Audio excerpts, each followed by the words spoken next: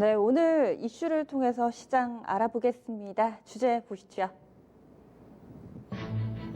간밤에 FOMC와 관련된 이런 발표가 있었습니다. FOMC는 현지 시간으로 28일과 29일 양일간에 걸쳐 진행이 됐고요. 우리 시간으로는 오늘 새벽에 그 결과 나왔습니다. 어떤 점을 중점적으로 봐야 될지 그리고 증시의 영향 점검하겠습니다. 예상치에 벗어나는 게 하나도 없었습니다. 기준금리도 동결이 나왔는데요. 기준금리 1.5에서 1.75%로 유지하면서 두 번 연속해서 만장일치 동결이 나온 겁니다. 이런 것뿐만 아니라 지금 여러 가지 포인트들이 있는데요. 성명서에서 기존과는 어떤 다른 표현들을 쓸 것인가, 그리고 신종 코로나 바이러스 관련돼서 언급이 있을 것인가 관심이 집중됐었는데 이 결과는 잠시 후에 좀 들여다보겠습니다. 증권가에서는 이번 FOMC가 대체로 무난했다라는 평가를 하고 있습니다. 그리고 앞으로도 연준의 기준금리 동결 기조는 조금 더 이어질 것이다, 장기화될 것이다 라고 이야기를 했는데요. 그러면 이 부분 우리 주식 투자자 입장에서는 FOMC에서 어떤 부분들을 좀 더 눈여겨봐야 될지 이야기 나눠보겠습니다. 먼저 간밤에 나왔던 내용들 쭉 정리하면서 시사점 볼 텐데요. 먼저 토마토 투자클럽의 신기수 전문가 연결하겠습니다. 안녕하세요. 네, 안녕하세요. 네. FOMC 금리 결정이 동결로 나왔죠. 그 네. 이유는 또 어디 있는지도 함께 알려주세요. 예, 어제 이제 그 금리가 결정이 됐는데 뭐 이제 동결입니다. 1.5%에서 1.75%로 유지를 하기로 했고요. 그러니까 지난번에 금리 결정 이후로 두 번 연속 이번에 이제 만장일치로 연준 위원들 만장일치 결정이 좀 됐습니다. 예, 그 성명서에 이제 이유가 간략하게 이제 위쪽에 이제 요약이 돼 있는 걸로 보게 되면은 노동시장이 강하고 경제활동은 적정한 비율로 증가를 하고 있다. 이렇게 표현이 되어 있습니다. 그러니까 경제는 좋다 이렇게 되어 있습니다. 또 일자리는 최근 몇 달간 평균적으로 견고하고 실업률은 낮은 상태다. 그러니까 금리를 굳이 뭐 내리거나 할 그 이유가 없다. 이제 이런 얘기를 이제 하고 있는 거죠. 그런 것이 이제 근간이 되면서 그렇다고 해서 또 내리던 이제 기조에서 갑자기 또 상승으로 금리 상승 기조로 움직이기는 힘들기 때문에 뭐 추가 인하는 아니고 현행으로 유지를 하는 그런 결정을 내린 것 같습니다. 전체적으로 경기 상황에 대해서 긍정적으로 좀 평가하는 것처럼 보이는데요. 그 밖에도 이어진 성명서에서 어떤 변화가 있었는지도 궁금하고요. 파월 의장의 이 발언들 가운데서 또 시장이 주목했던 부분은 어떤 게 있나요? 예, 일단 뭐 전반적으로 이번 성명서에서는 당분간 금리를 동결하겠다라는 이제 그런 암시를 많이 하고 있는 것 같아요. 미국 내의 소비에 대한 평가가 미국 내 소비가 예전에 이제 강력하다 해서 지금 적당하다로 한 단계 좀 낮춰졌습니다. 그러니까 이것은 금리를 올리지는 못하는 하나의 이유가 되겠죠. 그리고 이제 고용 시장은 탄탄하고 인플레이션 목표치에 2%에 근접해 있다. 또 요거는 뭐냐면은 요 두 문구는 뭐냐면은 그러면은 이제 금리를 또 내리지 못할 또 이유가 될 거고요. 근데 기업 투자는 또 부진하다. 올리지 못할 이유가 됩니다. 그래서 올리지 못할 이유와 내리지 못할 이유들이 이제 뭔가 이제 호각을 좀 이루면서 금리가 동결됐다는 부분에 대한 것들을 암시를 하고 있고요. 이제 파월 의장 같은 경우에는 어떤 이제 이야기를 했느냐면은 우리가 인플레이션 목표가 2%가 아니다. 최대 2%가 아니다. 2% 안팎이 인플레이션 목표다. 이걸 굉장히 강조를 했습니다. 그러면서 또 뭐라고 그랬냐면은 2%를 밑도는 현재 인플레이션에 만족하지 않는다. 이 얘기는 뭐냐면은 인플레이션이 상당히 2% 위쪽으로 올라간다 하더라도 쉽게 금리를 인상하지는 않겠다라는 이제 그런 암시로 들리기 때문에 뭐 이제 성명서의 대체적인 어떤 그 내용들로 봤을 적에는 금리 동결이 인하는 또 안 할 것 같고 금리 동결이 상당 기간 좀 장기화될 것 같다라는 것을 읽어볼 수가 있겠습니다. 인플레이션 이 표현 안 그래도 저도 궁금했거든요. 이게 무슨 차이가 있지? 어떤 의미가 있길래 이렇게 강조해서 이야기를 하지 싶었는데 그 부분 쉽게 금리 인상을 안 하겠다 이렇게 또 해석을 해주시니까 조금 더 쉽게 와닿는 것 같아요. 소수 의견은 없었던 것 같고 그리고 대차대조표 관련돼서 이야기도 좀 나왔나요? 예, 아마 이제 시장에서 단기적으로 제일 관심이 있었던 부분이 이 부분이었을 것 같습니다. 근데 전반적으로 보게 되면은 시장의 이제 유동성은 계속해가지고 공급을 하겠다라는 기조를 지금 유지를 하고 있습니다. 일단 그 대차대조표 축소라고 하는 것은 이제 단기 채권 매입을 하는 거거든요. 그건 이제 2분기까지 계속해가지고 매입을 하겠다라고 일단 2분기까지는 2분기 이후에 끝나겠다는 게 아니고요. 일단 2분기까지는 계속해가지고 채권 매입을 하겠다라는 거고요.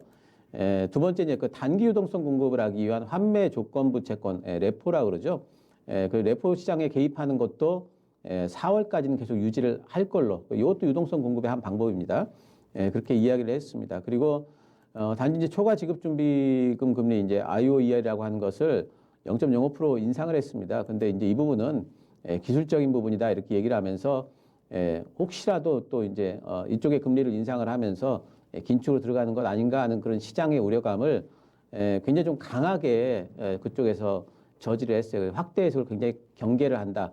이런 것들로 봐가지고는 전반적으로 적어도 뭐 상반기까지는 대차대표 축소에 일은 없을 것 같고 유동성을 계속 가지고 공급해 나가는 기조는 계속될 것 같습니다. 네, 그러면은 기준금리도 현행이 좀 유지될 것 같고 소수 의견이 없었으니까요. 그리고 여기에다가 대차대조표 축소까지는 아직 검토하고 있지 않은 것으로 그렇게 좀 파악이 된 건데, 그리고 이번 FOMC가 더 좀 관심을 갖던 게 이 신종 코로나 바이러스라는 변수가 발생한 지 얼마 안 되고 나서 바로 좀 진행이 됐잖아요. 이와 관련해서 또 글로벌 경제에 미치는 영향력 많은 분들이 우려를 하고 있습니다. 파월 의장은 뭐라고 이야기했나요?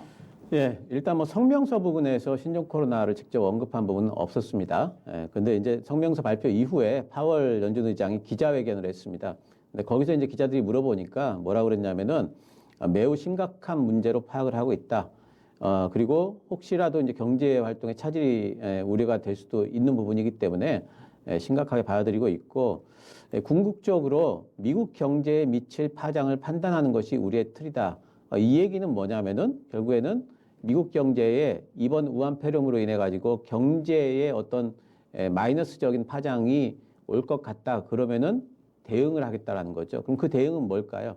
결국에는 금리를 인하를 더 할 수 있다라는 이런 뜻이 되기 때문에 연준에서는 지금 이제 이 우한 폐렴의 어떤 확산 여부, 심각성 여부에 따라 가지고 금리 인하도 분명히 열어두고 있다는 부분을 우리가 좀 읽을 수가 있겠습니다. 네, 알겠습니다. 그러면 잠시 후에 또 시장과의 상관관계 이런 부분들 다시 좀 연결을 해보겠고요. 그러면은 증권가에서는 어떻게 좀 이번 FOMC를 살펴봤는지 이 부분은 신영증권의 조영구 연구원과 전화 연결하면서 이야기 나눠볼게요. 연구원님 안녕하세요. 네, 안녕하세요. 네, 이번 FOMC 어떤 시사점이 있다고 보시나요? 네, 근본 FOMC 핵심은 크게 세 가지로 저희를 보고 있습니다. 먼저 첫 번째로는 그 신종 코로나 바이러스에 대한 부분인데요. 파월 의장이 그 생각보다 톤을 좀 강하게 매우 심각하게 우려를 하고 있고 특히 중국 경제에는 단기적인 영향이 불가피하다라는 부분을 분명히 언급을 했고요. 또한 앞으로 미국에 미치는 영향이 지금 판단하기는 이르지만 앞으로 주의 깊게 지켜보겠다. 그리고 금리 인하 기대로 연결될 수 있는 경제 전망의 불확실성이 있다라는 부분을 언급을 했습니다. 두 번째로는 연준의 대차대조표인데요. 오버나이트 레포 운용과 단기 재정증권 매입을 각각 최소한이라는 표현을 쓰면서 4월과 2분기까지 지속할 것임을 발표했습니다. 그리고 적정 지준의 규모도 약 1.5조 달러 정도로 제시를 했던 부분. 세 번째로는 물가 목표의 표현이 변화된 부분입니다. 물가 목표에 대한 세부 표현을 2% 부근에서 2%로 되돌아오는으로 수정을 했는데 이 부분은 그 물가 목표에 집중하겠다는 의미 그리고 물가 상승이 2%를 좀 초과하더라도 일부 용인할 수 있다는 의미로 해석 가능한 부분입니다. 세 가지 모두 종합해서 말씀을 드리면 도비시한 쪽으로 해석될 수 있는 재료로 보고 있습니다. 도비시하지만은 트럼프 미국 대통령은 그다지 만족하지 못할 것 같다는 생각도 한편으로는 좀 해봤습니다. FOMC 진행되기 전에 트럼프 미국 대통령이 다시 한 번 또 연준을 압박하기도 했었는데요. 향후에는 미국의 통화 정책 방향이 좀 어떻게 될까요, 그럼? 네. 그 트럼프 대통령은 이제 금리를 더 추가적으로 인하를 하라고 이제 압박을 하고 있는 상황이고요. 연준은 기존에 그래도 동결을 좀 유지하겠다라는 부분 좀 강하게 보이고 있는데 오늘 회의에서 좀 판단된 부분은 이제 분명한 게 저희가 좀 볼 수 있는 부분은 신종 코로나 바이러스 그리고 뭐 물가 목표 표현 변화 이런 부분 감안하면 추가 인하를 위한 허들보다는 인상으로 전환하는 게 더 어려울 것이다라는 부분을 저희가 좀 판단하고 있고요. 선물 시장에서는 하반기를 기점으로 인하 가능성을 동결보다 높게 반영하고 있습니다. 연내 인상 가능성은 기존에 좀 있었는데 아예 소멸이 되었고 7월부터는 인하 가능성을 과반수보다 높게 반영하는 그런 상황입니다. 네, 그러면 이 부분이 또 국내 통화 정책에는 어떤 영향을 미칠지도 점검이 필요해 보이는데요. 네, 연준이 금리 동결을 이제 강하게 유지하거나 또는 인상에 대한 우려가 있으면 하느니 추가로 인하를 하는데 상당한 부담으로 작용한다고 보고 있습니다. 역시 내외 금리 차에 대한 부담인데요. 그런데 연준이 이렇게 인상 전환 가능성을 낮게 시사하고 있고 신종 코로나 바이러스에 대해서 심각하게 우려하고 있고 이런 부분들은 역시 이제 부담을 줄여줄 수 있는 요인입니다. 여기에 한국이 중국으로부터 받는 영향이 더 큰 점 이런 부분들 감안을 하면 연준이 도비시안 쪽으로 전환을 하거나 또는 강하게 시사를 한다면 한은의 추가 인하 가능성은 다소 높아질 것으로 저희는 보고 있습니다. 네. 지금 증권가에서는 올해 뭐 한 번 정도 더 인하할 거다 이런 식으로 좀 보고 있는데 지금 신영증권 쪽에서는 국내 금리 변화에 대해서는 전체적으로 좀 어떻게 보고 계세요? 네, 저희도 그 지난 연간 전망 때부터 말씀드리고 있는 부분은 상반기 한 번 인하 가능성이 있다고 보고 있고요. 특정 시점을 말씀드리면은 정말 그 최악의 국면으로 접어들면 2월에 인하할 가능성도 저는 있는 것으로 보고요. 조금 길게 보면 4월이나 5월까지도 좀 관련된 부분이 가능하다라고 좀 보고 있습니다. 네, 알겠습니다. 고맙습니다. 네, 감사합니다. 네, 2분기쯤에는 금리 인하를 한 차례 더 하지 않을까 이렇게 또 대체적으로 증권가에서 보고 있고요. 조금 전에 신영증권의 조용구 연구원과 함께 이야기를 나눠봤습니다. 이제 증시 측면으로 좀 보겠습니다. 토마토 투자클럽 신기수 전문가님 지금 계속 연결돼 계시죠? 예. 네, 저희 증시 얘기 좀 나눠볼게요. 간밤에 미국 증시도 뭐 크게 반응하지는 않았던 것 같고 전반적으로 환시에도 이번에 FOMC가 어떤 영향을 미쳤다고 볼 수 있을까요? 예, 뭐 다우지수 같은 경우에는 뭐 0.04% 올랐고 S&P 500은 0.09% 빠졌고 이러면서 이제 혼조권 마감인데 보합권에서 끝났다 이렇게 볼 수가 있겠습니다. 근데 이제 다우지수 같은 경우에는 기술적으로 보더라도 어제 이제 그 5일선 쪽으로 이제 반등이 좀 나오면서 5일선 막혀서 한 번은 좀 운봉이 나올 만한 자리에서 나왔기 때문에 사실 그 FOMC에 어떤 영향을 크게 받았다라기보다는 어떤 기술적인 자연스러운 흐름 속에 있다 이렇게 좀 보이고요. 달러 인덱스 같은 경우에도 어제 뭐 크게 움직이지 않았습니다. 0.08% 정도 움직였으니까 사실상 어제 FOMC 금리 동결과 관련해서는 그냥 동결 정도로 중립 정도로 시장에서는 받아들이고 있는 분위기고 국제유가가 좀 많이 빠졌습니다. 0.71% 빠졌는데 이것은 이제 뭐 그 FOMC 금리 결정에 대한 어떤 그 영향력이라기보다는 미국의 원유 재고가 지금 증가했다라는 리포트가 나오면서 그러면서 어제 빠진 걸로 보이기 때문에 글로벌 증시는 FOMC의 어떤 금리 동결 부분 또 그 동결이 뭐 장기화될 거라는 하는 부분에 대해 가지고 크게 위든 아래든 그렇게 큰 영향을 받지는 않는 모습입니다. 네, 그렇군요. 우리 증시 같은 경우 밑으로 밀려 내려가고는 있는데 미국 증시와는 또 사뭇 분위기가 다릅니다. 이거는 오늘장 어떻게 해석해 봐야 될지 또 FOMC 얘기가 다른 날에 비해서 조금은 쏙 들어간 것 같기도 하거든요. 크게 시장에서 신경 쓰지 않는 것 같은데 이런 부분은 또 왜 그럴까요? 예, 일단 우리 지수가 이제 빠지는 이유를 보게 되면 이제 원달러 환율이 오늘 상승을 하고 있습니다. 그래서 한 번 더 위쪽으로 치고 올라가고 있기 때문에 지수가 지금 조정 구간에 좀 들었다 이렇게 보이고요. 지금 FOMC 영향력을 받는다고 해석하기엔 좀 무리가 좀 있는 것 같고 삼성전자 오늘 발표가 난 이후에 21선 밑으로 지금 빠졌기 때문에 그런 부분에 대한 움직임 또 이제 그것보다 조금 더 크게 본다면은 지금 WHO에서 긴급 비상회의를 2차 지금 소집을 한다는 뉴스가 나와 있죠.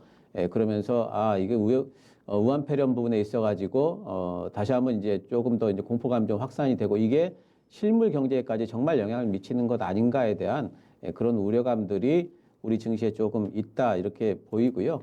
FOMC 금리 동결과 관련된 부분은 뭐 이제 유동성에 대해서 우리가 관심을 가지는 부분 아니겠습니까? 그 관련해 가지고는 근데 이제 그런 유동성 우려 부분은 당분간은 좀 이제 잊혀질 걸로 보이고 여전히 현재로서는 우한 폐렴 관련한 그런 이제 그 증시의 움직임 속에 있다 이렇게 보입니다.